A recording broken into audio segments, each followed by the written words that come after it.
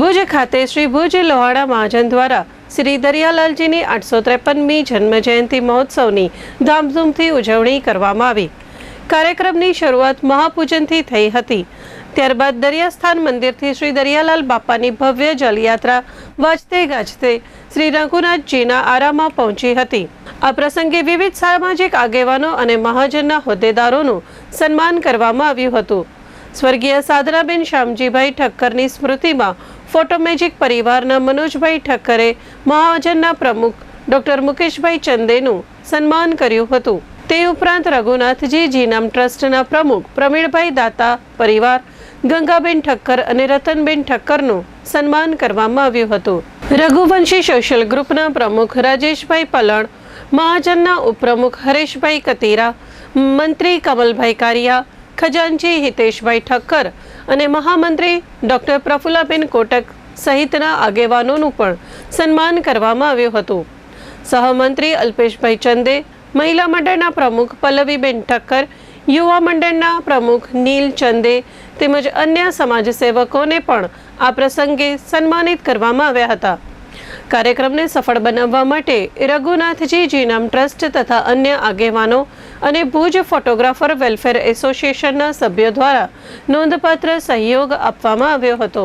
આ પ્રસંગે photo magic પરિવારના અને જીનામ ટ્રસ્ટ હેતલબેન મનોજભાઈ ઠક્કર, અંજલિ મનોજભાઈ ઠક્કર, ભામિનીબેન ધીરેનભાઈ ઠક્કર, પ્રવીણભાઈ મનોજભાઈ ઠક્કર, પિયુષભાઈ ઠક્કર, સુમિતભાઈ મજેઠિયા, અર્ચિતભાઈ ઠક્કર, નીતિનભાઈ સોમૈયા, નિગમભાઈ ઠક્કર, જિગ્નેશભાઈ ચોથાણી, જીત કોઠારી, જીતુભાઈ દાવડા, સાજનભાઈ દાવડા, સની પુરમિયા, જલ્પાબેન મજેઠિયા, રીનાબેન સોમૈયા, હીર પુજારા, શિવાનીબેન ઠક્કર, પ્રદીપભાઈ પરમાર, પૂજા રાણા, મહેકબેન ઠક્કર, કૃપેશભાઈ ઠક્કર, ચિંતનભાઈ ઠક્કર, મયુરભાઈ ચૌહાણ, કિશોરભાઈ જોબનપુત્રા, દિલીપભાઈ ઠક્કર, રાજનભાઈ કાર્યવંશ પુજારા સહિતના અગ્રણીઓએ સન્માનની વ્યવસ્થા સંભાળી હતી। આ સમગ્ર ઉજવણીમાં સમાજના મોટી સંખ્યામાં લોકો ઉપસ્થિત રહી ધાર્મિક ભાવના સાથે ઉત્સાહપૂર્વક ભાગ લીધો હતો।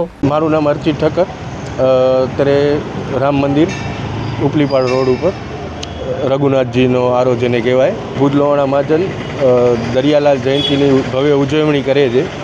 તે ભવ્ય ઉજવણી ભાગરૂપે એ લોકો જલયાત્રા આયોજન થાય છે। એ જલયાત્રા અહીંયા શ્રી રઘુનાથ મંદિરે આવે છે અને અહીંયા આરામાં દરિયાલાલ દેવની પૂજા થાય છે।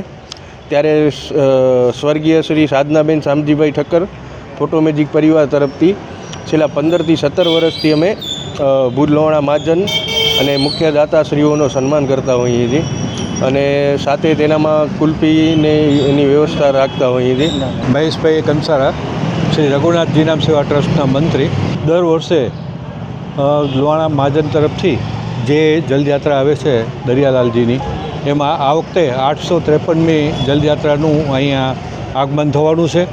આ આગમનમાં રઘુનાથ જીનામ સેવા ટ્રસ્ટ અને સાધનાબેન શામજી ઠક્કર પરિવાર, ફોટો મેજિક પરિવાર, આ જે 17 વર્ષથી આ જે જલયાત્રા મહાજનની આવે છે એનું સ્વાગત કરે છે અને સન્માન કરે છે।